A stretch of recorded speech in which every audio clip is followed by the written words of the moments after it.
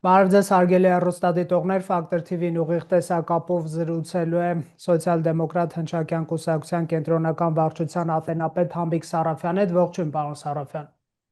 Բարև ձեզ։ Պարոն Սարաֆյան, ձեր կուսակցությունը հայտարարություն է տարածել հայ-առաքելական եկեղեցու վերնախավի եւ Հայաստանի աշխարհիկ իշխանության հարաբերություններն առնչվող եւ դուք աներկբա եք որակում հետևյալը ներկա ճգնաժամի գլխավոր պատճառը քաղաքական է եւ սկիզբ է առել այն պահից, երբ Գարեգին II կաթողիկոսը միացել է վարչապետի հրաժարականի պահանջին, ավելին Մայրաթորի որոշ բարձրաստիճան կղերականներ իրենց վրա վերցրին ընդդիմադիր շարժման առաջնորդությունը եկեղեցին ներքաշելով քաղաքական պայքարի մեջ, դա չէր կարող տեղի ունենալ առանց Մայրաթորի համաձայնության եւ օրհնության, բայց տեսեք, նրանք ասում են Փաշինյանը զիջումներ է անում Ադրբեջանին, փակում է Արցախի հարցը, Արցախի հայերի վերադարձի օրակարգը փակում է, դուք առաջարկում եք եկեղեցին փակի իր աչքերը եւ ականջները եւ չնկատի ինչ է տեղի ունենում։ Բացարձակապես ոչ, մենք նման բան չենք ակնարկում։ Հարցը կայանում է նրանում, որ երբ կաթողիկոսը արեց այդ հրաժարականի պահանջը 2021 թվականին, ընտրությունների նախորդին եւ հետո տեղի ունեցան ընտրությունները եւ հետաքրքիր է նաեւ որ այդ ընթացքում երբ նա վերահաստատեց իր այդ կոչը 20-ին արած կոչը, այնտեղ շատ հետաքրքիր մի ձևակերպում արեց, երբ հարցրվեց որ ձեր այս կարծիքը, այսինքն հրաժարականի պահանջը համընկնում է ընդդիմադիրների պահանջներին, նա շատ հստակ ասեց, որ մենք որևէ այս կողմին կամ այն կողմին չենք հարում եւ եթե համընկնում են մեր գաղափարները կամ մոտեցումները, դա չի նշանակում, որ մենք այս կամ այն կողմին հետ համագործակցում ենք։ Դժբախտաբար այդ խոսքը մնաց խոսք եւ խոսքը վերածվեց գործի, երբ իսկապես եկեղեցին դարձավ հակամարտող կողմերից մեկ, այսպես ասենք, քաղաքական դաշտում, այսինքն դարձավ ընդդիմադիր այս կարելի ասել խմբավորման, համախմբման խորհրդանիշ եւ նաեւ ղեկավարողը։ Այստեղ է որ մենք խնդիր ունենք։ Այսինքն մեր խնդիրը այն չէ, որ եկեղեցին երկրի, ասենք, հետ կապված մեր հարցերի նույնիսկ վարչապետի հրաժարականի պահանջը ներկայացնելու, ասենք, իրավունք ունենար, բայց ոչ թե դառնար, ասենք, համագործակցող կամ ղեկավարող ընդդիմադիր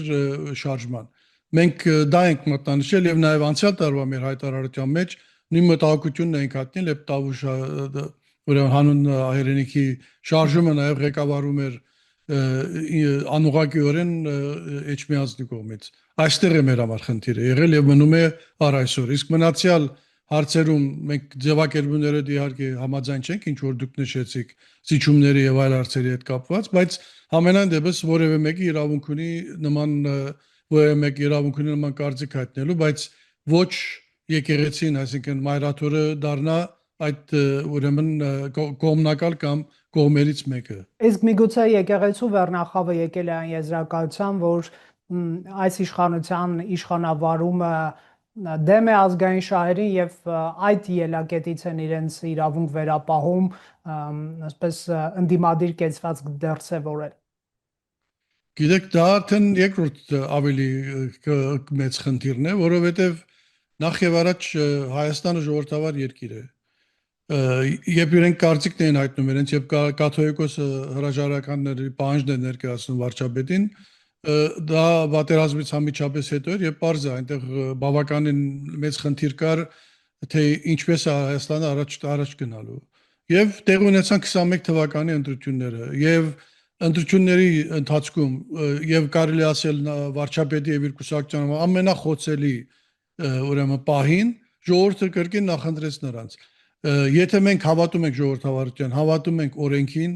ուրեմն մենք պիտի հաշտվենք ժողովրդի մեծամասնության քվեի հետ եւ այդ էջը պիտի փակված լիներ մեկ անգամ ընդմիշտ։ Դժբախտաբար տեսնում ենք, որ ոչ միայն չի փակվել, այլ դարձել է ընդդիմության միակ, այսպես կարելի ասել, թեզը, որովհետեւ մնացյալ բոլոր թեզերը, մանավանդ ասենք վերջին 2 տարվա զարգացումներից հետո եւ նաեւ ձեռքբերումներից հետո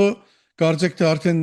նրանք չունեն այդ խաղակարգ եւ մնացել է այս հարցը, բայց իրականության մեջ այդ հարցը պիտի փակվեր եւ ժողովուրդը կրկին նախընտրեց այս իշխանության եւ վարչապետին եւ ինչպես տեսնում ենք հակառակ բոլոր դժվարություններին կամ նույնիսկ ռեյտինգի ասենք հետ խնդրին միևնույնն է չկա ուրիշ քաղաքական ուժ որ կարող է ներկայանալ որպես ասպես ժողովրդի կողմից ամենաավելի համակրանք վայելող ուժ քան այսօրվա իշխանությունն է սա ուրեմն այս հարցը պետք է արդեն ինչ որ չափով փակված համարվեր ու պետք է առաջ նայվեր թե ինչ խնդիրներ ունի այսօր Հայաստանը ինչ մարտահրավերներ եւ այդ մարտահրավերները ինչպես պիտի լուծվեն դրա մասին խոսք գնալ այլ ոչ թե անընդհատ իշխանապողության մասին կամ իշխանությունների ձերբազատվելու մասին ասենք կոչերը լինեն այստեղ է ամենամեծ կարծում եմ խնդիրը այսօրվա Հայաստանի քաղաքական հրապարակի համար որ չենք կարողանում այդ այսպես շրջագծից դուրս գալ եւ արդեն դեպի նոր ուղղությամբ դեպի ավելի առաջ նայելու աշխատանքը տանել Տեսեք, դուք միացել եք նաև մեջբերեմ տիրող իրավիճակից դուրս գալու նպատակով մի խումբ եպիսկոպոսների կողմից վերջերս հրապարակված հայտարարությանը եւ միացել եք կաթողիկոսին ուղված նրանց հորդորին, իսկ նրանք հորդորել են Գարգին II-ին հեռանալ հայ առաքելական եկեղեցին նշել եք դուք ինքնամաքրման վերանորոգման հրամայականի առաջ է այսօր ինչու եք եկել այդ եզրահանգման որ այդ ինքնամաքրումը Գարեգին II-ի այսպես օրոք հնարավոր չէ նա այսպես իշխանության սրտի կաթողիկոսը չի այդ պատճառով թե գտնում եք որ ինչ որ կարմիր գծեր է հատել որն է խնդիրը հիմնական խնդիրը իհարկե վերջի բացահայտումներն են նաև եւ արձագանքը այդ բացահայտումներին այսինքն եպիսկոպոսների arczepiskopոսների 10 մտահոգությունը այդ նամակում արտացոլում է այսօրվա դժբախտ իրականությունը եւ երբ այդ բոլոր բացահայտումներից հետո որևէ տնօրինում տեղի չի ունենում այսինքն նախ եւ առաջ բացարձակապես մայրաթորը չի արձագանքել այդ մեղադրանքներին կամ այդ հրապարակումներին եւ ոչ միայն չի արձագանքել այլ այսպես առողջվածային կերպով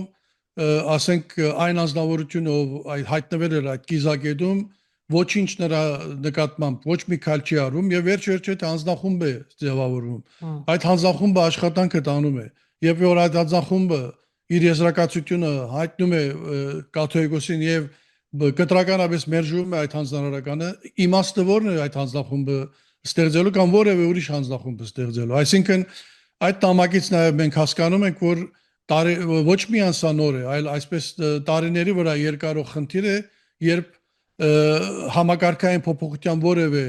ուրեմն տրամադրվածություն չկա եւ ավելին այսպեսի ասենք բարոյական լուրջ հարցեր ունեցող անձնավորությունը պաշտպանվում է իգին ամեն ինչի երբ ասենք ուրիշ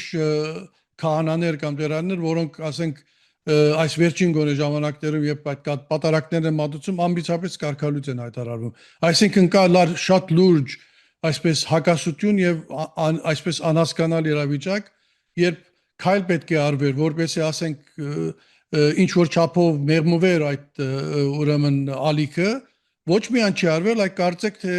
կտրականապես մերժում է որևէ քայլ արվելը եւ այսինքն արճակատումը մինչեւ վերջ տանելու տրամադրվածություն է երևում որ մեր համար մինչեւ եւ ոչ միայն մեր համար շատ անհասկանալի եւ անբացատրելի է որ ինչու այդպես պիտի լինի եւ ինչու պիտի որևէ քայլ չարվի այդ ուղղությամբ Տեսեք, վերջին տարիներին Հայաստանի իշխանությունը, Հայաստանի պետական այսպես անկախ կառույցների ղեկավարներ, անդամներ նշանակել է քաղաքացիական պայմանագիր կուսակցության անդամների կամ իշխանությանը մերձ գործիչների, ինչու եք վստահ, որ այո, ընդդիմադիր դիրքորոշում ունեցող կաթողիկոսի հեռանալուց հետո չի գալու կաթողիկոս, որը ունենալու է իշխանական դիրքորոշում եկեք ասես գանք ընդհանուր հայտարարի գաղափարի շուրջ որ մեզ անհրաժեշտ չէ քաղաքականապես մոտիվացված կաթողիկոս ընդդիմության կամ իշխանության դաշտում գտնվելու իմաստով նկատի ունեն պետական հարցերի շուրջ տեսակետներ արտահայտող թող արտահայտեն բայց չլինեն ոչ իշխանական ոչ էլ ընդդիմադիր ինչու որովհետև այդ պարագայում հայ առաքելական եկեղեցու հետևորդները եւ իշխանականները եւ ընդդիմադիրները եւ եթե իշխանական կաթողիկոս է կամ ընդդիմադիր կաթողիկոս է, այն մյուս խումբը կարող է իրեն լուսանցքային զգալ, չունեք մտավախություն, որ կարող ենք հիմա այլ մյուս զուգահեռ իրականությունում հայտնվել։ Մենք երբ անցյալ տարի մեր հայտարարությունը արեցինք, մենք շատ հստակ այնտեղ մատնանշել ենք մեր մտահոգությունը, որ եկեղեցին որպես ազգային կառույց, վերազգային կառույց չի կարող քաղաքականացվել եւ չի կարող քաղաքական գործընթացների մասնակցել։ Այո, եկեղեցին մայրաթորը երկրի վտանգի եւ կա ասենք երկրի համար վտանգ, երբ կա այսպես սուր իրավիճակ, ինչպես պատմականորեն տեղի ունեցել Սարդարաբադը լավագույն օրինակ, իհարկե պիտի իր խոսքը ասի, իհարկե պիտի ժողովրդին կոչ անի, իհարկե պիտի համախմբողի դերում լինի, բայց պիտի չլինի քաղաքական գործընթացների մանրուքների մասնակից, չպետք է չլինի հանրահավաքներ ուրեմն կազմակերպող, հանրահավաքներին պարտադրող, որ քահանաները եւ կեղերականները մասնակցեն, այդպիսի բան անհնար է պատկերացնել, որովհետեւ վերջ-վերջո եկեղեցին բոլորինն է, բոլոր քաղաքացիներինն է եւ չի կարող ունենալ գունավորում այս կամ այն կերպ։ Եվ իհարկե համաձայն եմ 100% ձեր հետ, որ նաեւ պետք է չլինի այս անգամ հակառակ, այսինքն ընդդիմադիրներին կամ ասենք իշխանամետ այդպիսի թարապես հասկացողություն պետք է չլինի եւ բարեբախտաբար ասենք վարչապետը նաև հաստատել է այն խոսքի երբ նաև ազգային ժողովի ամբիոնից հայտարարեց, որ ինձ պետք չէ ասենք ինձ ծառայող կամ ինձ ենթարկող կաթողիկոս։ Այդպես էլ պիտի լինի, կաթողիկոսը պիտի վեր լինի որևէ քաղաքական գործընթացներից, կաթողիկոսի խոսքը կշիռ պիտի ունենա եւ կաթողիկոսի կոչը ժողովրդին պիտի հնչեղ լինի։ Այլ ոչ թե ասենք այսպիսի իրավիճակների մեջ հայտնվի եւ նաև ինչպես ասացինք ամենակարևորը այդ բոլոր բացահայտումները անտեսվեն եւ ձևացնենք, որ ոչինչ սխալ չկա, այլ ամեն ինչ լավ է, պարզապես իշխանությունը պայքար է մղում այս ուրեմն կաթողիկոսի մայրաթորի դեմ, որովհետեւ նրանք այս իշխանությունները հակառակ են գործում։ Միայն դա չէ, իհարկե դա հիմնական խնդիրներից մեկն է, պարզ է, ինչպես նաև ասեցինք, քաղաքական է, բայց եկեղեցու համար կամ ասենք մեր համար, նույնիսկ Սպիրկում նաև մենք այդպես մտածում ենք եւ մեր հայտարարության մեջ անցյալ տարվա կրկին մատնանշում եմ, որ մենք այդ մասն ենք նշել, որովհետեւ ազգային որպես կառույց հայ առաքելական եկեղեցին մայրաթորը նաև այդ միավորող ուրեմն գործառույթն է տանում Հայաստանը Սպիրկ եւ ամեն առումներով եւ չի կարող որևէ ձևով ստվերվել այդ գերագույն ուրեմն գլխավոր ուրեմն այդ գործառույթը եւ նաեւ ինչ որ չափով առաքելությունը կարելի ասել նման քաղաքական որ այսպես գործընթացների մեջ մասնակիցնելով, որովհետեւ քաղաքական գործընթացը ինքնին ենթադրում է շատ ավելի այսպես ոչ կարելի ասել եկեղեցու գործառույթներին հարիր ուրեմն քայլեր կամ մոտեցումներ եւ դրանք ինքնաբերաբար բերելու են այսպիսի իրավիճակների, երբ հոգեվորականը կամ կողերականը հոգեվորից դուրս ուրեմն խոսքեր պիտի ասի, ելույթներ պիտի ունենա կամ գործառույթների մասնակից լինի։ Հասկանալի է։ Տեսեք, Սփյուռքում ինչպես է ընկալվում այս իրադրությունը, մենք ինչպես հայաստանյան ներքաղաքական դաշտն է, այսպես բաժանված, չեմ ուզում օգտագործել պարակտում բառը, որովհետև տարբեր տեսակետներ ունենալը ինձ թվում է շատ նորմալ է։ Արդյոք այս իրողությունները հարվածի տակ չեն դնում ընդհանրապես հայ առաքելական եկեղեցու հեղինակությունը աշխարհում այսօր ԱՄՆ-ում մի վարչակազմ է, որը գոնե առերևույթ այսպես հանրային դրսևորումներում քրիստոնեության ջատագով է եւ այդ հարցը կարևորում է, նրանց հաճախ կարելի է տեսնել աղոթելիս եւ արդյոք դուք լսում եք շշուկներ այդտեղ ԱՄՆ-ում, որ այս իրադարձությունները Հայաստանում տեղի ունեցող կարող են հարվածել Հայաստանի վարկանիշին, թեև իհարկե Փաշինյանը իրեն դիրքավորում է այսպես քրիստոնեական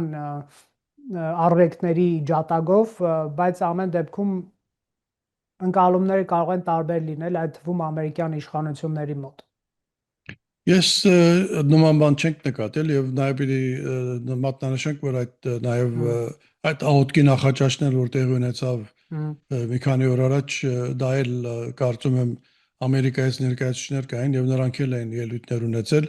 Ես չեմ կարծում, որ այդ մանրամասնություններին հասու են եւ նաեւ հետաքրքրված են այնպես չէ որ այսպես մի իրադարձություն է տեղի ունենում որ պետք է այսպես մտահոգեր նաեւ ԱՄՆ-ն կամ որևէ այլ երկրի կրոնական ասենք հալածանքի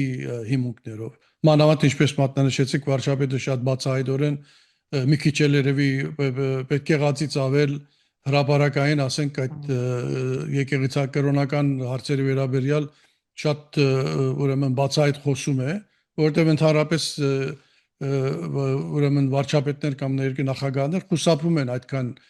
շեշտավորված խոսել բայց հանգամանքների բերումով կարծեք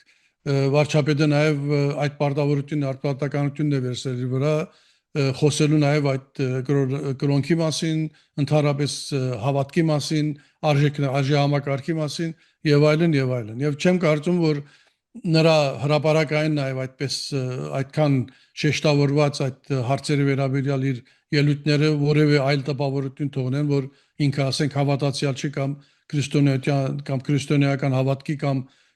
ընդհանրապես կրոնքի դեմ որևէ քայլեր անող է։ Բայց հարցը մեզ մեր հայկական ներհայկական նաև համայնքների սպիրկի գաղութների մտահոգություններից ելնելով այո մտահոգությունը կա որովհետև ինչպես ասեցինք մենք մեծ մտահոգությունը Էջմիածնի մայրաթորի հեղինակությունը հայրաքելական եկեղեցու եւ առաքելությունը որովհետև պիտի այնպես չլինի որ մարդիկ չհաճախեն եկեղեցի, որովհետև իրենք ասենք այս կաթողիկոսի դեմ են դրամադրված եւ նաեւ հակառակը տեղ ունենա, ասեմ որ քանի որ իշխանությունները ասենք Փաշինյանին չենք սիրում, պիտի գնանք նեցուկ կանգնենք։ Այդպես չէ եւ չի կարող այդպես լինել։ Հիմա սպիրկում բարեբախտաբար այդպիսի շեշտավորված դրսևորումների ականատես չենք եղել, չենք լինում, բարեբախտաբար պիտի ասեմ բայց պարզ է որ մտահոգություն կա, որովհետև անդախադեպ իրավիճակ է, աննախընթաց իրավիճակ է եւ բոլորի համար մտահոգիչ իրավիճակ է եւ մենք չէինք ուզենա, որ այս հարցը անընդհատ հրապարակի վրա լիներ եւ անընդհատ արձարծվեր այս տեսանկյունից, մանավանդ ինչպես ասեցի, նաեւ այդ բացահայտումներից, որոնք կարծեք օրնոր բացահայտումը նոր իրավիճակների մեջ են հայտնվում եւ փոխանակ այդ հարցերը ամիջապես այսպես տնօրինվեն ընդհակառակը ավելի այսպես ստացում է տպավորությունը որ այնքան ժամանակ որ այդ անձնավորությունը յուրային է ուրեմն նրան թույլատրել է ամեն ինչ իսկ նա ով ուրեմն փոքր հանցանք է արել կամ ասենք մայրաթորի այդպես իրենց ցանկություններին հակառակ մի քայլ արել անմիջապես կարգալույց է հայտարարում այսինքն կա այսպես չափից ավելի մեծ հակասություն տեսանելի հակասություն, որ իր ազդեցությունն է թողնում ինքնաբերաբար ամենտեղ, ինչպես ասեցի, ուղղակի բարեբախտաբար դեր սպիրկում այդպես շեշտավորված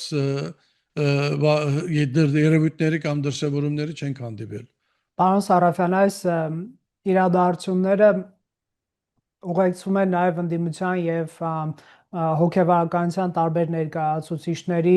ներգրավմամբ քրեական գործերի հարուցմամբ մեղադրանքները տարբեր են ընդհանուր ահաբեկչության կազմակերպում, չգիտեմ, զինված հեղաշրջման կոչ, ընտրություններին եւ հանրահավաքներին ընդդիմության ուղղորդելու, այսպես մեղադրանք եւ այլն։ Նաև Արշակ arczepiskopos-ը վերջերս կալանավորվեց ենթադրյալ թմրանյութի այդ պատմության հետ կապված այդ դուք չեք համարում որ կա վտանգ Հայաստանը ժողովրդավարության հետ ընթաց գրանցի օրինակ լսենք ընդդիմության եւ քաղաքացիական մի հատվածին նրանք այս ամենը քաղաքական հալածանքների հետ են համեմատում Տեսեք իհարկե արերևույթ կարելի է այդպես մտածել բայց բարեբախտաբար Հայաստանում գործում է իրավաբանական ուրեմն իրավական համակարգը թեև ես կասեի բավականին թերի բայց գործում է այսինքն այդ մարդիկ ունեն փաստաբաններ այդ մարդիկ իրենց պաշտպանելու իրավունք ունեն եւ այդ մարդկանց մանավանդ այսօր Հայաստանում այդ փաստաբանները հրապարակային ելույթներ են ունենում կոչեր են անում այդ բոլորից զրկված չեն, ուրիշ հարց որ նաև այդ հնարավորությունից զրկված լինեն, այսինքն փակ դռների հետևում նրանց ճակատագիրը որոշված լիներ, ինչպես նախկինում էր։ Մենք կարող ենք տասնյակ օրինակներ թվարկել նախորդ իշխանությունների ժամանակ տեղի ունեցող այդ երևույթների, այսօր մենք դա չունենք եւ այսօր այդ մարդիկ հնարավորություն ունեն պաշտպանվելու։ Եթե ստացվի այնպես որ շինձու մեղադրանքներ լինեն, շինձու մեղադրանքներով նրանց ուրեմն բանդարկեն, դա բոլորովին այլ հարց է, որ անշուշտ որևէ ձևով արդարանալի չի կարող լինել, որովհետև դա միանգամից ստացվելու է, որ դա արվում է ճնշելու համար այդ մարդկանց, բայց նման բան չկա, այսինքն յուրաքանչյուր մեղադրանք, որ ներկայացվել է, հիմնավորում ունի։ Հիմա օրը գգա դադը կլինի, եւ եթե այդ հիմնավորումը ապացուցեց, որ դա այդպես է, ուրեմն ով որ այդպիսի արարքներ նախաձեռնել է, մտածել է կամ արել է, ուրեմն պիտի իր արժանի պատիժը ստանա։ Իսկ եթե չապացուցվեց, ուրեմն նրանք պիտի ազատ արձակվեն միանշանակ։ Բայց սա էլ պիտի նաև հաշվի առնենք, որ այդ մանավանդ այն մարդկանց, ովքեր նախորդ իշխանությունների ներկայացուցիչներ են եղել, մի քիչ զավեշտալի է թվում, երբ որ հանկարծ այդ մարդիկ խոսում են ուրեմն խոսքի ազատությունից, խոսում են մարդկանց իրավունքներից, երբ տեսել ենք ինչպես են ոտնահարվել մարդկանց իրավունքները երկար տարիներ, եւ ինչպես մարդիկ ուրեմն ցույցերի հանրահավաքների մասնակիցներին ինչպես էին բերման ենթարկում թաղերում, փողոցներում, նրբանցներում, ամենտեղ։ Խոսքս 2003-2004-ի նաև մասին է, եւ անշուշտ մարտի 1 չենք կարող մոռանալ 2008-ին։ Այս բոլոր ուրեմն գլխավոր հերոսները այս բոլոր իրադարձությունների հիմա դարձել են մարդու իրավունքների մեծագույն ջատագովներն ու պաշտպանները։ Անշուշտ ասելով անդերս պիտի ասենք, որ իրավական համակարգ Հայաստանում պիտի գործի միայն իրավական ուրեմն չափերի մեջ եւ օրենքների համաձայն եւ նաեւ այդ գործընթացը պետք է լինի թափանցիկ եւ նաեւ այդ հնարավորությունը տրվի, ինչպես ասեցինք, այդ մարդկանց ինքնապաշտպանության ուրեմն բոլոր միջոցներից օգտվել, որ տեսնում ենք, որ օգտվում են, եւ ապացուցվի կամ նաեւ մերժվի այդ մեղադրանքը։ Տեսեք, այն քաղաքական հարցը, որ նաև հոգևոր եւ աշխարհիկ իշխանությունների հարաբերություններն է, դա Ադրբեջանի հետ հարաբերություններն են եւ այսպես զիջողականության մեջ մեղադրանք այդ թվում բարձրաստիճան հոգևորականության կողմից գալիս է այնտեղ, որ հայկական կողմից արվում են քայլեր, նրանք դա որակում են զիջումներ, իսկ Ադրբեջանը համարժեք քայլեր չի անում։ Ձեր կարծիքով ինչքանով է ընդհանրապես այս process-ը բերում խաղաղության, թերահավատները ասում են, որ այո, Ադրբեջան կարող է Հայաստանին վառելիք մատակարարել կամ թույլ տալ իր տարածքով փոխադրումներ լինեն դեպի Հայաստանի Հանրապետություն, բայց դրանք կոսմետիկ քայլեր են եւ օրինակ միջազգային հանրության ԱՄՆ վարչակազմին մոլորեցնելու փորձ, որ Ալիևը այսպես խաղաղասեր է, նրան պատժելու մասին պետք չի մտածել եւ այլ ինչ կարող եք այս մասին ասել, ինչքանով է այսպես հարատև խաղաղության հոտ գալիս այս process-ից։ Նախ պիտի ասենք, որ գույր պիտի լինենք եւ խուլ պիտի լինենք, չտեսնելու եւ չլսելու, որ ինչ է տեղ ունենում տարածաշրջանում։ Իհարկե օգոստոսի 8-ը եւ օգոստոսի 8-ից հետո ստեղծված իրավիճակը տրամագծորեն տարբեր է դրա նախորդող ժամանակահատվածին։ Եվ դա անտեսել ու դա ինչ որ չափով նսեմացնել կարծում եմ չի բխում այսօրվա այսպես ներկա իրավիճակից կամ արդար եւ օբյեկտիվ գնահատական տալուց։ Խնդիրը կայանում է նրանում, որ ընդդիմությունը այսպես է, որ նաև ընդունված խաղի կանոններն են քաղաքականության, ընդդիմությունը պիտի խոշորացույցի տակ վերցնի իշխանության յուրաքանչյուր ձախողություն եւ եթե հաջողություն է ունենում, այդ գիտեք, եթե շուր ենք տալիս խոշորացույցը հերանում է բանը, նաև դրանով ներկայացնի իրավիճակը, բայց անտեսել այդ ուրեմն օգոստոսի 8-ի համաձայնությունը եւ նաեւ նրան հաջորդող քայլերը, որոնք առ այսօր արվում են, նաեւ ներառյալ երեք տեսմանի ելույթը ուրեմն այդ միջոցառման ժամանակ պալատի տնտեսական պալատի միջոցառման ժամանակ որոնք իրենց մեջ շատ լուրջ եթե վերլուծենք նաև պատգամներ կային եւ նաև գործական քայլեր արդեն արված գործական քայլեր ինչպես տեսանք անձնախմբերի կազմությունը դրան եթե գումարենք Հայաստան Եվրոպական միություն ուրեմն այդ ասոցիացիան պայմանագրի դուրս է բխող նաև այդ հաջորդող պայմանագիրը դրանք բոլորը ցույց են տալիս որ իսկապես տարածաշրջանում նոր էջ է բացվել եւ բոլորի շահերից բխում է տնտեսական համագործակցությունը այստեղ մենք մեկ խնդրի առաջ ենք կանգնած եւ պիտի փոխենք մեր մոտեցումը դժբախտաբար մենք երկար տարիներ մեր առջև դնում ենք խնդիրներ որոնց լուծումը մենք չունենք ունեցել եւ մենք բախվել ենք անընդհատ այդ խնդրի հետ եւ առայժմ բախվում ենք եւ դեռ այդ մտածելակերպը որոշ մարդկանց մոտ շարունակվում է հիմա արդյոք խնդիր կա Բաքվի հետ իհարկե խնդիր կա ունենք քաղբանդարկյալներ ունենք մեր գերիները այնտեղ եւ ունենք դադավարություն որ ուղղակի ծայրից ծայր քաղաքականացված բեմադրություն է եւ որևէ այնտեղ արդարադատություն գոյություն չունի իհարկե այդ բոլորը գոյություն ունեն եւ մեր սիրտը ցավում է նաեւ այդ մեր գերիների համար բայց այստեղ պիտի միջազգային փորձություն է տալիս որ այսպիսի հարցերը եթե պիտի լուծվեն եթե դու կարողությունը չունես ճնշելու եւ ճնշման միջոցով այդ հարցերը լուծելու ուրեմն այլ ճանապարհով պիտի լինի եւ կարծեք թե արդեն այդ ճանապարհի վրա ենք հիմա այսինքն տեսնում ենք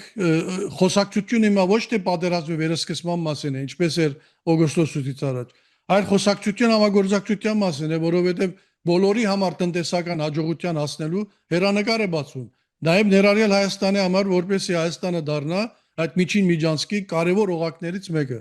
հիմա դա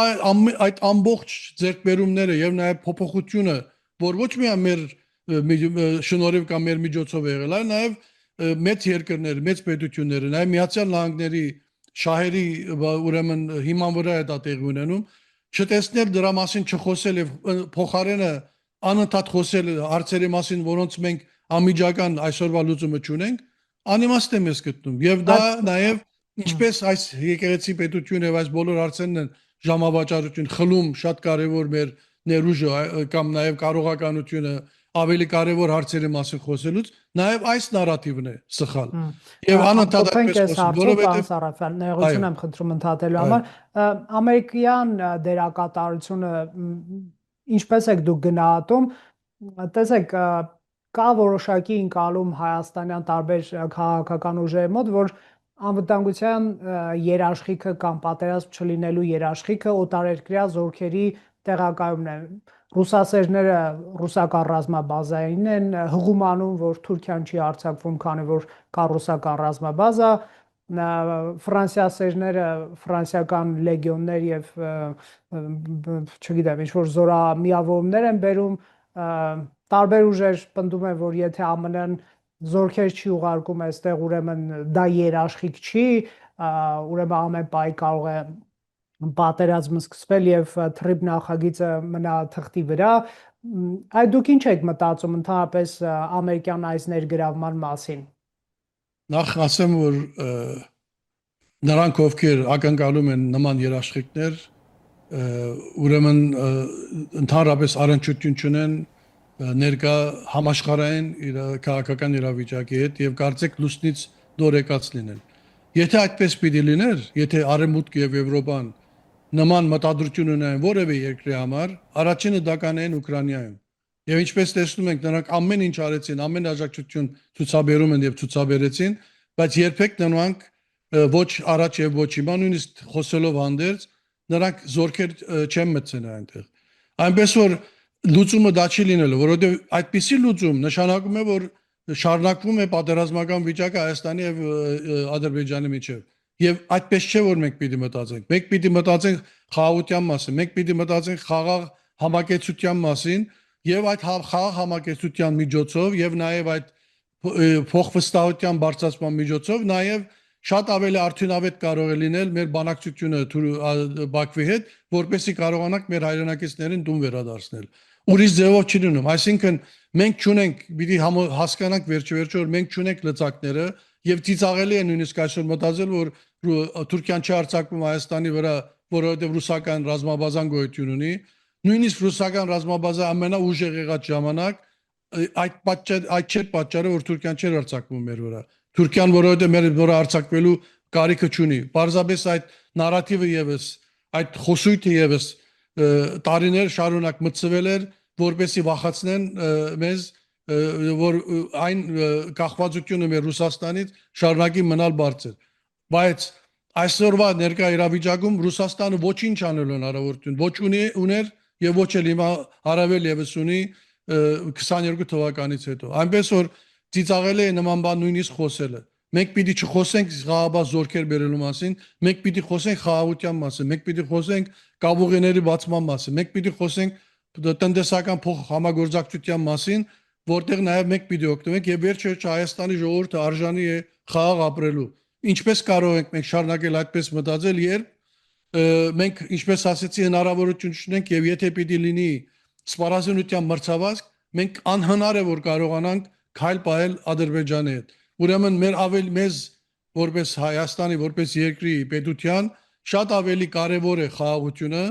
քան ասենք որևէ ուրիշ երկրի տարածաշրջանում։ Եվ այդ նաև մեր ձգտումը եւ մեր ուղղությունը դա պիտի լինի։ Եվ այդ փոխզիջում, զիջում խոսակցությունները կրկին շեղում են մեզ իրական պատկերից, այն պատկերը այն է, որ դու դիվանագիտություն հնարավոր է արվեստներ, դու պիտի անես այնինչ, որ հիմա հնարավորություն ունես անելու, որ հետո կարողանաս քո երկիրը հզորացնել, շենացնել եւ հետո եթե ուրիշ հարցեր կան, նաեւ այդ հարցերը հետապնդել։ Այլապես ինչ որ չես ստանում այսօր, եթե դու քո հնարավորությունները լավացնելու միջոցը չունես, ուրեմն հաջորդ գալիք հնարավորությունը ավելի փոքր է լինելու եւ շարունակաբար այդպես։ Ինչպես տեղի ունեցավ 20 տարվա ընթացքում եւ ես շատ հաճախ այս օրինակը վերել եմ, պաղեստինցիների օրինակն եմ վերել։ Պաղեստինցիները անընդհատ ձգտում էին առավելագույնին եւ վերջում ստացան ամենավատագույնը եւ դե շարունակում են ստանալ։ Մենք էլ նույն ճակատագրին ենթարկվեցինք։ Խոսակցությունը գնաց մաքսիմալիզմի այսպես ծայրահեղ մոտեցումների մասին։ Հիմա հանկարծ բոլոր ուժերը հիշել են, որ կարելի է 5 շրջանները վերադարձնել եւ խաղաղություն ունենալ։ Ինչ որ եղավ, ինչ տեղ ունեցավ, բոլորի մեղավորությունը այստեղ կա։ Հիմա կարևորը այն է, որ նոր հանգրվան է, նոր ուրեմն իրավիճակ է եւ մենք պետք է կարողանանք մեզ դրսեւորել նոր իրավիճակում, որպեսզի պատրաստ լինենք նաև այդ նոր զարգացումներին եւ այս առումով որ դուք նշում եք ամերիկյան կողմը, ինչպես ասեցի, բոլոր նշանները ցույց են տալիս, որ գործնական քայլեր են արվում։ Ինչպես տեսակ նաև Միացյալ Նահանգների մաքսային եւ սահմանապահների հանձնախումբ էր այնտեղ Հայաստան վերջերս քննարկումներ էին անում, ուրեմն նաև այդ հնարավորությունների մասին, այսինքն գործնական քայլեր են արդեն արվել։ Սա ոչ թե թղթի վրա է մնալու, գործնական քայլեր են արվել եւ վերջապես պիտի ասեմ, որ չեմ պատկերացնում որևէ ուրեմն իրավիճակ, երբ Ադրբեջանը համարձակվի սեփ խրել կամ ծախողել Թրիպը։